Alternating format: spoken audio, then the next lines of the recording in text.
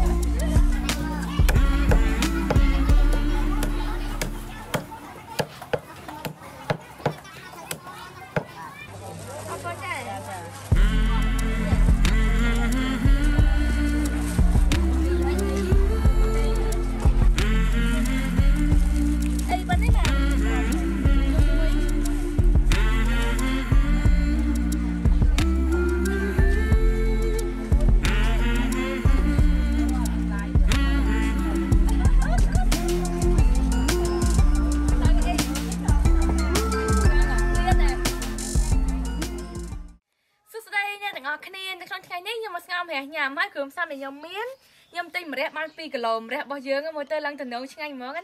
hai bữa to một tiết mẹp sạch với nhom phò cho môi sự chụp bay chón hai nên chẳng mỏng tỏ là nắng chập đang chơi cho mình nhom tặng ở cái nít từ bong lái nhom chập đang xanh hai nên chẳng bao giờ ngày sẽ ăn sẵn á.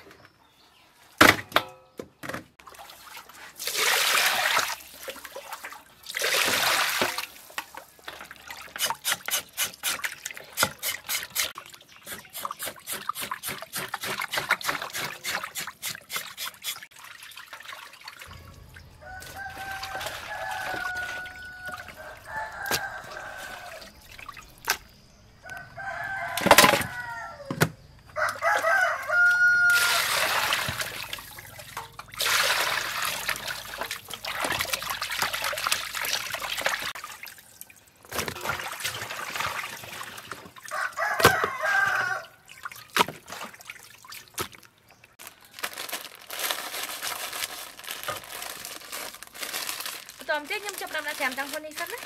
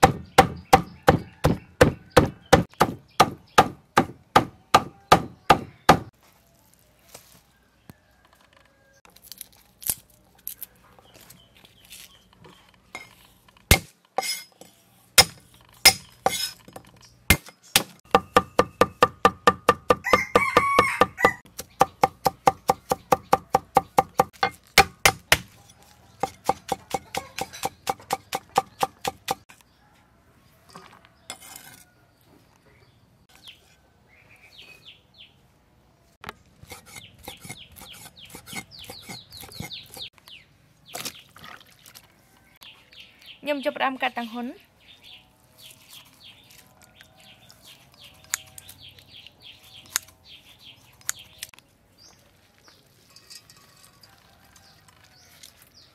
tòm tiết nhâm chụp đam đi gương sử dụng bao dương á đam rịch chố cỏ xó ẩm bớt mà xài súp tắc trấy bông tìa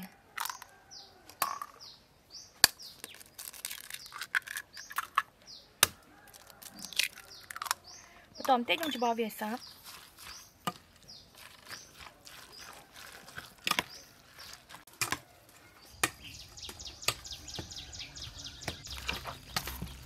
nhâm ăn cho bà sẽ chụp bao nhiêu ăn sắm ó nè à lấy ní nhâm nhọc viên cho được không mà đấy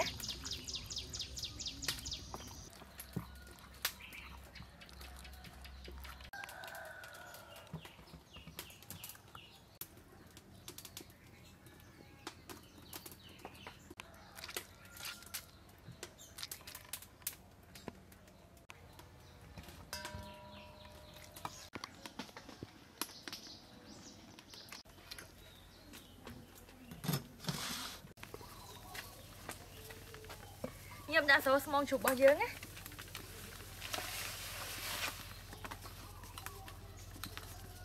bớt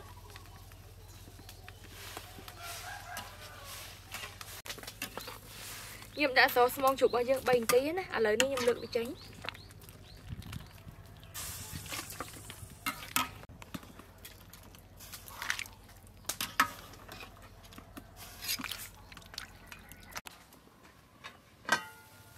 bao nhiêu ăn cuốn á lớn nên nhâm chụp đam đã slow đã ăn small bao nhiêu chớ đã hay bị hơn chớ bớt cỏ xó mà xài súp tắc trấy tòm tiết nhâm đậm đẹp bao nhiêu chớ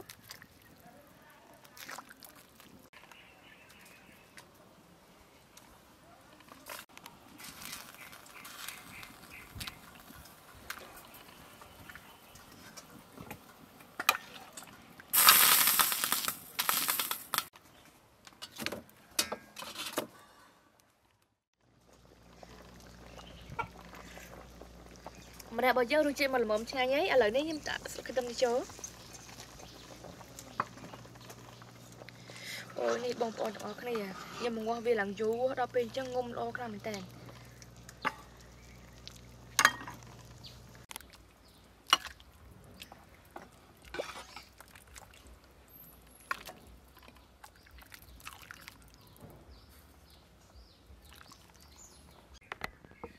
lo ngam ra rồi bao nhiêu ăn chân hai ta nhâm chỉ mới nhâm tặng ở cái này ôi làm từ đó khang mình tàn